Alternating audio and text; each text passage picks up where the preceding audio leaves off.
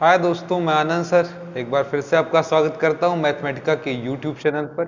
आज की हमारी चर्चा का विषय है मित्रों गति समीकरण, जो कि पॉलिटेक्निक का बहुत ही इम्पोर्टेंट टॉपिक है जहां तक बात किया जाए फिजिक्स की। यहाँ से हमें दो तीन क्वेश्चंस भी मिल जाते हैं और ये चैप्टर भी काफी लंबा है। ये कई चैप्टर्स को समझने में भी हमारी मदद करता है। तो आइए शुरुआत करते हैं गति समीकरण की। सबसे पहले तो यही कि गति समीकरण क्या क्या है हमारे पास, इन्हें हम समझ लें और उनके चिन्ह क्या क्या हैं, किस प्रकार हैं, ये सारी बातों को अंडरलाइन कर लें। सबसे पहले हमारे पास तीन गति के समीकरण हैं नॉर्मल फॉर्म में। क्या क्या? v बराबर u plus A T, V square बराबर यू स्क्वायर प्लस 2as और s बराबर U T plus half A T square. ठीक है, ये कॉमनली हमारे तीन गति के समीकरण रहे जिनमें हर चिन्ह का अपना जहां अलग अलग मतलब है। u हमारा है प्रारंभिक वेग, यानी कि जिससे हमारा गति का प्रारंभ होता है, जिस स्पीड से हमारा प्रारंभ होता है वो प्रारंभिक वेग। v जिस क्षण आप अपने काम को पूछते हैं कि भैया इस समय पर कितना वेग हो जाएगा, तो अंतिम वेग। और t हमारा समय, a हमारा त्वरण है। इस त्वरण के विषय में दो चार बातें समझ लेनी है। ये त्वरण हमारा इस सूत्र में देखिएगा, कभी कभी कुछ बुकों में पढ़ेंगे यहाँ पर प्लस लगाकर एक टॉपिक हेडिंग क्लियर करा रहेगा, कभी कभी यहाँ माइनस लगाकर करता है। तो वो बात हमें समझने के लिए यहाँ त्वरण के पास आना है। अगर समय के साथ वेग बढ़े, ठीक है, अगर आपका वेग बढ़ रहा है तो इस समय आप ए क्या लेंगे अपने सूत्र में, पॉजिटिव चिन्ह के साथ लेंगे। और अगर आपका वेग घटे, ठीक है, तो उस स्थिति में आप ए क्या लेंगे, निगेटिव साइन के साथ लेंगे। और अगर वेग आपका अचर रहे यानी कि नो चेंज हो, तो उस स्थिति में ए बराबर क्या होगा, जीरो।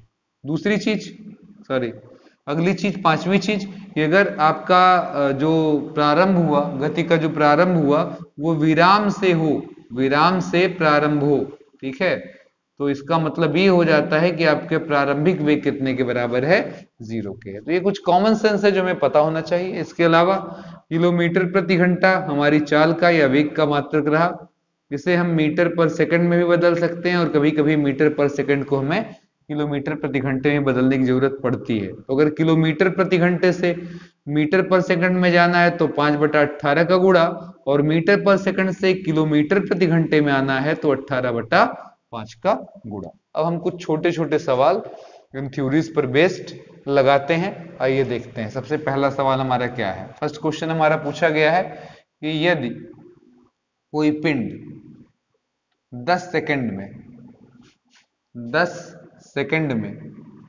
अपनी गति को, अपनी चाल को या गति को भी कर सकते हैं, चाल को 36 किलोमीटर प्रति घंटा से 72 किलोमीटर प्रति घंटा कर ले, तो त्वरण क्या होगा, तो त्वरण क्या होगा, त्वरण क्या होगा। अब यहां पर ध्यान देने लायक बात है कि सर यहां पर हमारे पास क्या क्या दिया है, समय दिया है कि यहां पर एक कोई भी पिंड ने प्रारंभ किया और कितने से प्रारंभ किया, तो क्या है सर, ये 36 किलोमीटर प्रति घंटा। पर ये किलोमीटर प्रति घंटा है, मजा देगा नहीं।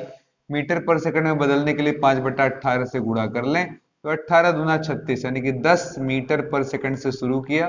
फिर ये चलते चलते थोड़ी देर बाद इसका वेग v कितना हो गया, 72 किलोमीटर प्रति घंटा। फिर मैं बोलूंगा मीटर पर सेकंड में चेंज करना है, 5/18 से गुणा कर दीजिए, 18 से 4 बार में कटेगा, 4 पंजे 20 मीटर पर सेकंड। कितने टाइम में ऐसा हुआ, तो जवाब है सर 10 सेकंड में ऐसा हो जाता है। ठीक है, तो जवाब हुआ कि सर u हो, v हो, t हो और a जानना हो, तो ऐसा कौन सा समीकरण है जिसमें u, v, a और t का प्रयोग कर कर हम अपना आंसर पा सकते हैं। तो जवाब है सर पहला समीकरण आप देख सकते हैं, v बराबर u प्लस ए टी, आराम से काम में आ जाएगा। v बराबर u plus A T, v का मान 20, u का मान 10, a का मान ज्ञात करना, समय का मान भी 10 है, तो इसे इधर भेजेंगे, 20 में से 10 जाएगा 10 आ जाएगा, आगे a इंटू 10 है, इस 10 से इस 10 को काट देंगे, a बराबर 1 आ जाएगा। ठीक है, तो उम्मीद करता हूं ये पहला क्वेश्चन आपको बड़े ही आराम से समझ में आ गया हो। ठीक है, अब चलते हैं हम लोग अगले क्वेश्चन की तरफ। ठीक है, अब यहां पर हम लेते हैं अगला क्वेश्चन की एक पिंड विराम से प्रारंभ करके, विराम से प्रारंभ करके, विराम से प्रारंभ करके 10 मीटर पर सेकंड स्क्वायर के त्वरण से चलते हुए, के त्वरण से चलते हुए, ठीक है, कितने देर में, कितने देर में, ठीक है, 50 मीटर पर सेकंड, 50 मीटर पर सेकंड का वेग प्राप्त कर लेगा, का वेग प्राप्त कर लेगा, तथा इस दौरान चली दूरी भी बताएं, इस दौरान चली दूरी भी बताएं, दूरी भी बताएं, ठीक है। सिंपल सा क्वेश्चन है, देखिएगा, ध्यान दीजिएगा। एक पिंड विराम से प्रारंभ करके 10 मीटर पर सेकंड स्क्वायर के त्वरण से चलते हुए कितने देर में 50 मीटर पर सेकंड का वेग प्राप्त कर लेगा, तथा इस दौरान चली गई उसकी दूरी क्या होगी, उसके द्वारा चली गई दूरी क्या होगी। तो आइए देखते हैं, काफी इजी क्वेश्चन है, आराम से लग जाएगा।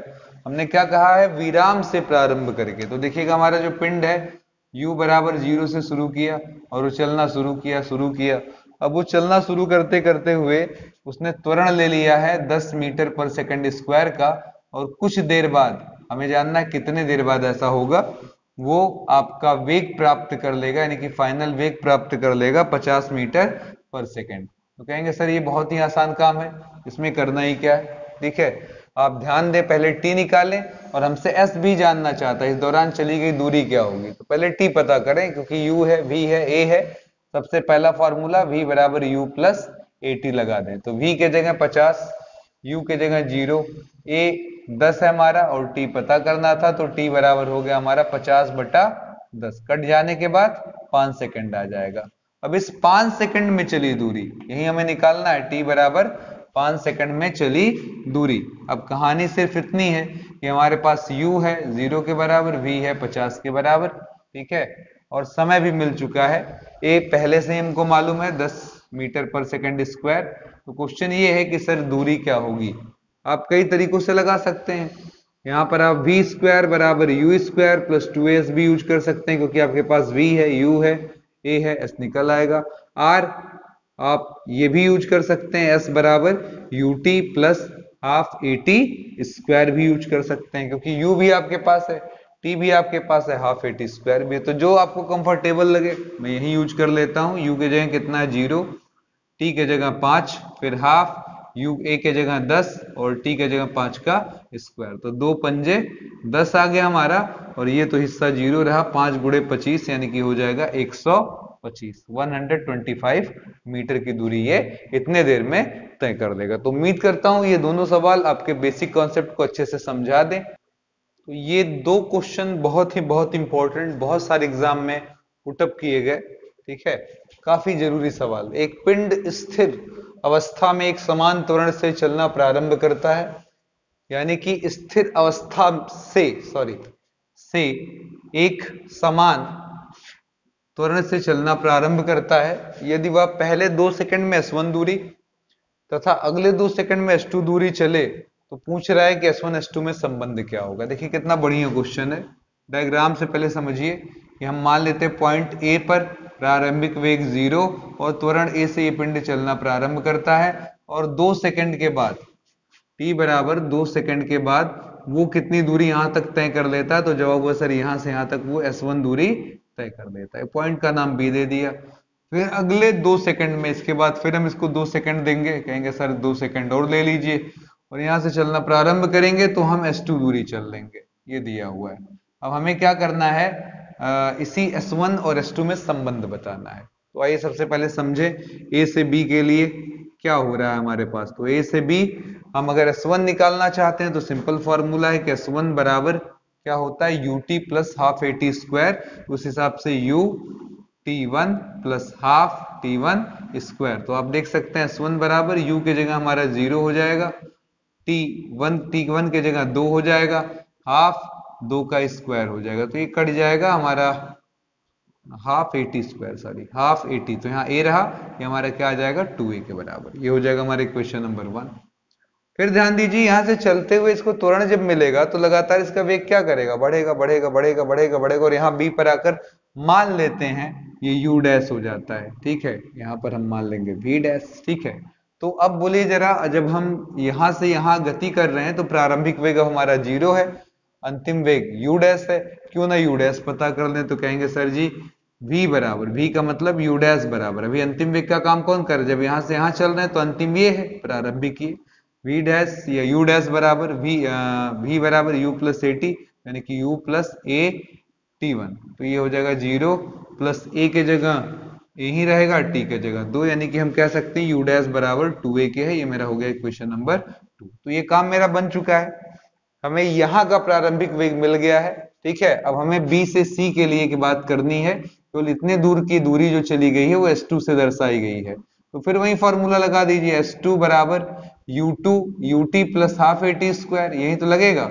लेकिन प्रॉब्लम ये है कि अब की बार समय भी बदल गया, यानी कि 2 सेकंड भले है लेकिन इसको t2 लिख सकते हैं, और हमारा प्रारंभिक वेग क्या हो गया, u डैश हो गया है।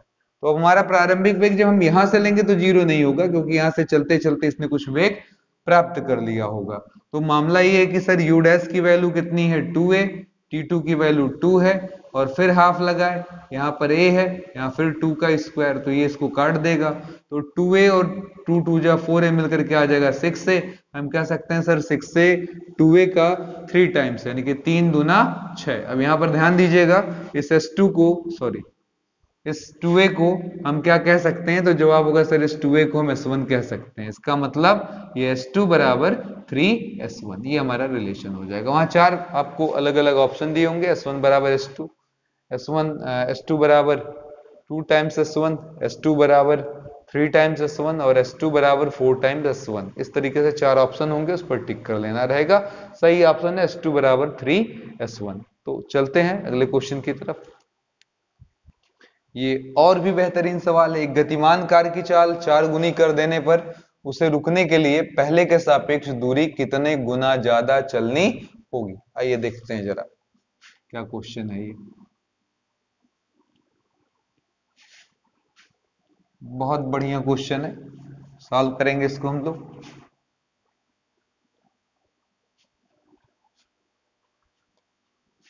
एक गतिमान कार की चाल 4 गुनी कर देने से, तो पहले मैं मान लूं केस 1 अपना पहला, कि पहले उसका वेग क्या था, u1 बराबर u मान लेते हैं।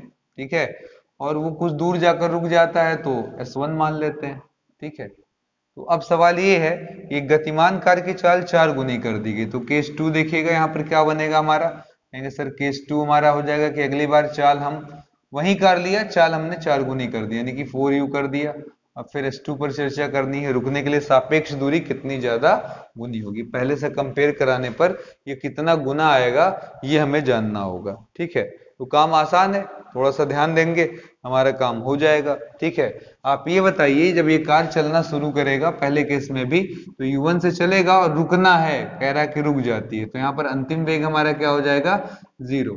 यहाँ वाला भी सवाल उठाएंगे तो हमारा प्रारंभिक वेग कितना है, u2, और अंतिम वेग कितना हो जाएगा, 0। तो अब रिलेशन बताइए जरा, यहाँ पर s1, यहाँ पर s2। अब बोलिए जरा पहला इक्वेशन क्या हो जाएगा, u v और s में, तो जवाब होगा सर v स्क्वायर बराबर u square plus 2a s के जगह s1 और u के जगह un, v के जगह 0 यूज करना, तो 0 स्क्वायर बराबर u square plus 2a s1। और यहाँ ध्यान दीजिएगा, अभी थोड़ी देर पहले मैंने कहा अगर आपकी स्पीड घट रही है, यहाँ देखिए स्पीड घट रही है क्योंकि कार रुक रही है, तो a के बजाय आप क्या यूज करते हैं यहाँ पर माइनस a, तो यहाँ पर बीच में क्या आ जाता माइनस। अब यहाँ से हमें s1 मिल जाएगा सर माइनस u स्क्वायर बराबर माइनस 2a s1, या s1 बराबर क्या हो जाएगा, u square by 2a। Question number 1। दूसरे सवाल में भी गौर करिए, हमको u2 दे रखा है 4u के बराबर, कहानी वही है कि इसको चलते चलते ब्रेक मारकर रोक देना है और अंतिम वेग हमारा फिर 0 होगा। तो यहाँ भी कह सकते हैं v स्क्वायर बराबर u2 स्क्वायर प्लस 2, और रुक रहा है इसलिए माइनस, और आगे s2 माइनस a और s2, तो v के जगह 0, u2 के जगह 4u का whole square minus 2a s2। फिर हम कहेंगे सर इसको इधर ले आइए, 4 चौक का 16 u स्क्वायर बराबर माइनस 2a s2, कट गया 2 अट्ठे 16 हो गया, तो S2 बराबर हमारा कितना आ रहा है, तो जवाब होगा सर ये 8 है। आगे आएगा यू स्क्वायर बाई, अच्छा ठीक है, इसको हम काटेंगे नहीं, काट देंगे तो बेमजा हो जाएगा थोड़ा कंपेयर करने में, तो मैं इसको 16 ही रहने देता हूँ। ठीक है, ये कटा हमारा 16 बाहर, और आगे हो गया यू स्क्वायर बाई क्या हो जाएगा 2a। ठीक है, अब यहां से आप देख सकते हैं यू स्क्वायर बाई 2a को S1 कह सकते हैं, तो आंसर हमारा हो जाएगा 16S1। इट एम्प्लाइज S2 बराबर 16S1, यानी कि S2 का मान S1 से 16 गुना। अब 16 गुना ज्यादा दूरी पर जाकर आपकी कार रुकेगी। अच्छा, यहाँ पर अंक दे देता मान लो, तो अब यहाँ पर आप पकड़ भी लिए कि 4 गुना करने पर रिजल्ट कितना आना, 16 गुना। तो मैंने मान लिया कि पहली बार 10 मीटर पर रुकता, तो अगली बार 4 गुना चाल कर देने पर कितना आगे रुकेगा। जवाब होगा सर 10 का 16 गुना, यानी कि 160 मीटर आगे जाकर पिंड हमारा रुक जाएगा या कार हमारी रुक जाएगी। ठीक है, चलिए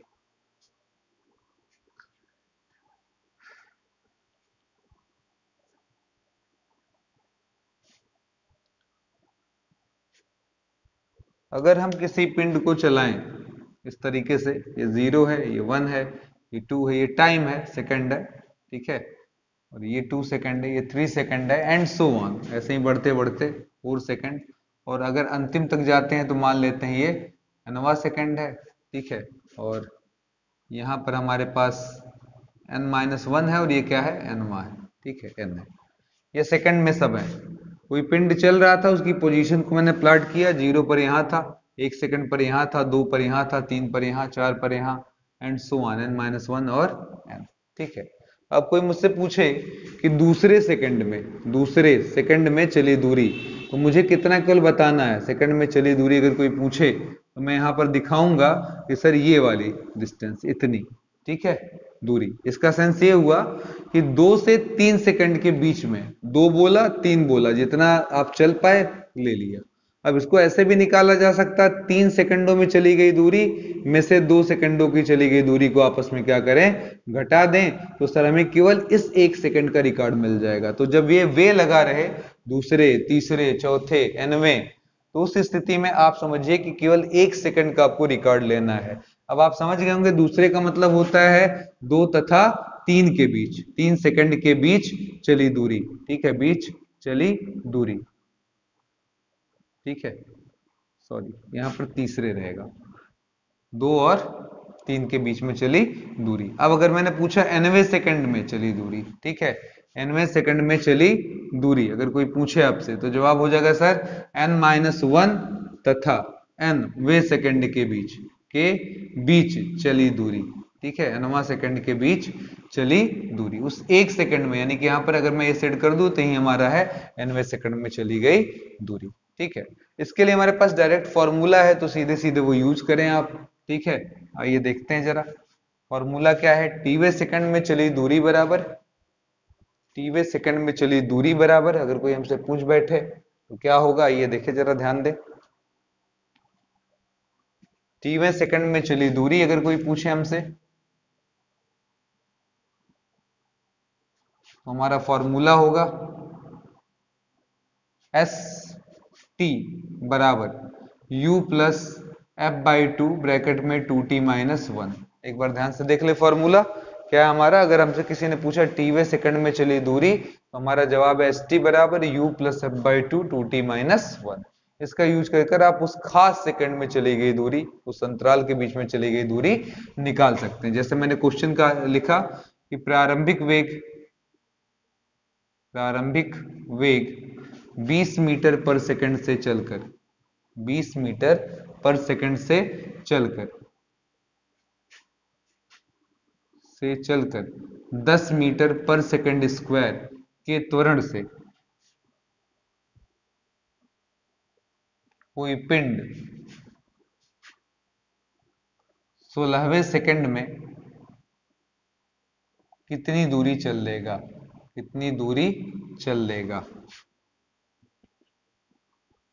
ठीक है, हल आसान है।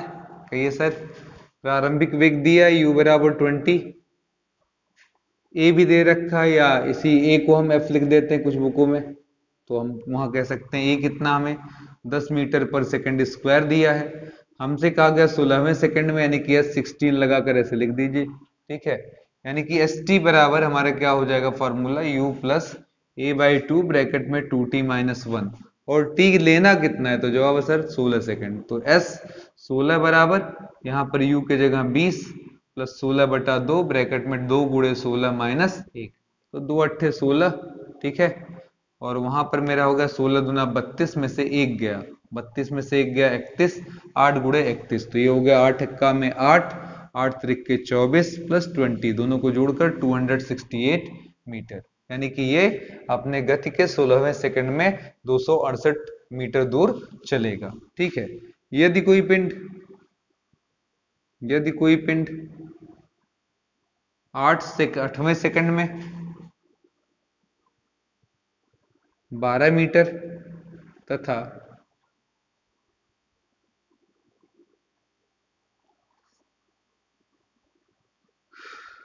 12वें सेकंड में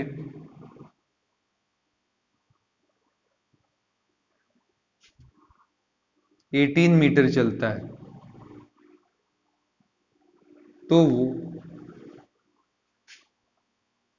6वें सेकंड में कितना दूर चला होगा, या और भी चेंजअप कर लेते हैं, हम यहां पर कर लेते हैं आपका 21वें सेकंड में कितना दूर चला होगा, कितना दूर चला होगा,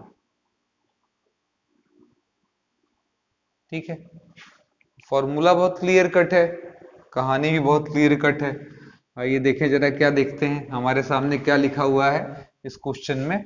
कहता कोई पिंड 8वें सेकंड में 12 मीटर, तो यहाँ पर देखिएगा 8वें सेकंड का मतलब 8 बराबर 12, समझने के लिए लिख लिया u plus A by two bracket में बोलिए जरा t के जगह कितना ही इस्तेमाल करना 8, तो 2 गुणे 8 माइनस 1।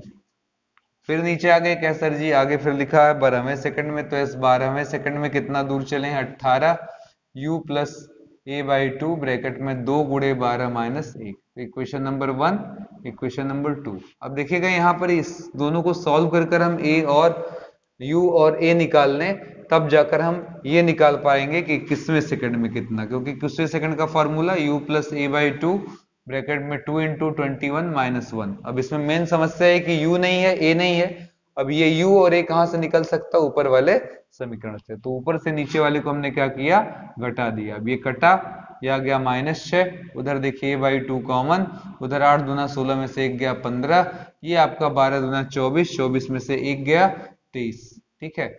ये 6 दूना 12 और a इंटू 15 में से 23 गया -8, तो ये माइनस माइनस कटा, 4 दूना 8, 4 तिया 12, यानी कि a बराबर 3/2। अब हमें u केवल चाहिए, u के लिए हम कोई भी इक्वेशन उपयोग कर लें, हम कह सकते हैं सर एक में ही रख लें। आइए देखें, तो ये 12 है, u है, a के जगह 3/2 है, अपॉन में भी 2 है, यहाँ 15 आएगा, 8 दूना 16 में से 1 गया 15। तो अब u निकालने के लिए इसको पूरा इधर भेजना पड़ेगा, तो u बराबर हो गया हमारा 12 माइनस 15 तिया 45 और बटे में 2 दूना 4, तो 12 चौक 48, 48 में से 45 गया 3/4, ठीक है। तो u भी मिल गया, a भी मिल गया। अब देर किस बात की है, यहाँ आराम से निकाल सकते हैं, u के जगह कितना 3/4, a के जगह 3/2 अपॉन में 2, और यहाँ 21 दूना 42, 42 में से 1 गया 41, तो 3 ये भी 4 हो जाएगा, लसापा सेम है, यहाँ 3 प्लस 3 का मल्टीप्लाई 41 से,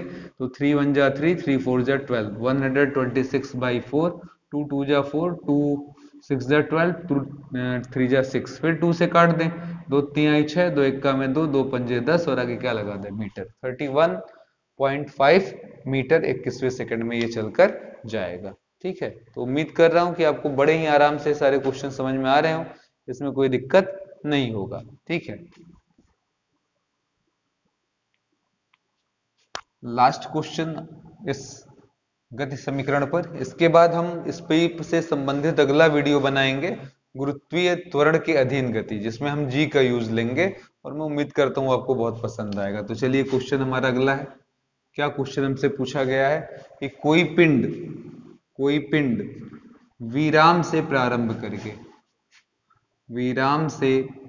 करके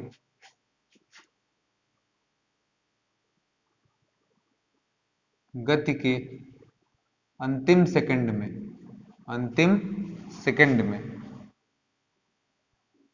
कुल दूरी का 9/25वां भाग चलता है।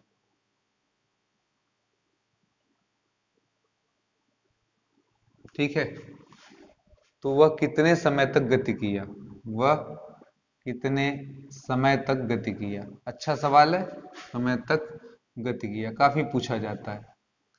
यहाँ ध्यान दीजिएगा मित्रों कि अब जल्द ही हम लोग अगली सेक्शन की शुरुआत करने वाले हैं, क्योंकि पॉलिटेक्निक एग्जाम आज आपके जल्दी ही आने वाले हैं। तो हम लोग 25 क्वेश्चन की सीरीज शुरू करेंगे, 2-3 ऐसे पे सेटअप लगाएंगे फिजिक्स के, मैथ के, ठीक है, जिससे आपको बहुत क्लियरेंस आए। आपकी इच्छा थी कि केमिस्ट्री पर भी कुछ वीडियो अपलोड हो, हमने 5-6 वीडियो अपलोड किया, आगे भी अगर मौका लगा तो और भी उसमें वीडियो अपलोड होगा, लेकिन अभी पूरा प्रयास फोकस रहेगा हमारा मैथ और फिजिक्स पर, जिनको मिलाकर 75 क्वेश्चंस आपके कवर होंगे।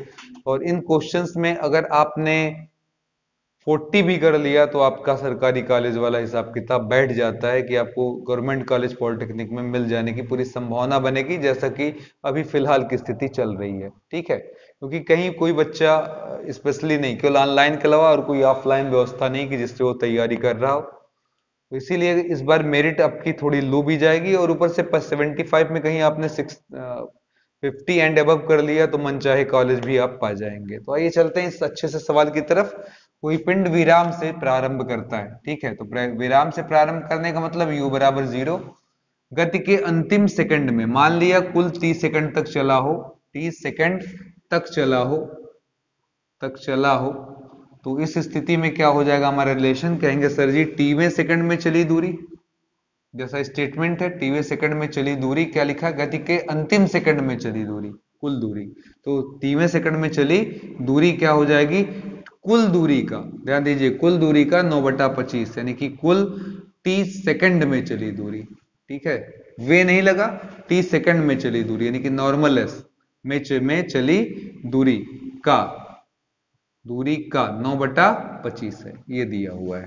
तो अब जरा बताइए टीवें सेकंड में चली दूरी का formula u plus a/2 bracket में 2t-1। उधर देखिए कुल 30 सेकंड में चली दूरी का formula ut plus half at²। लेकिन अच्छी बात यह है u की वैल्यू कितनी है, 0, इस u की वैल्यू 0, तो ये कहानी खत्म।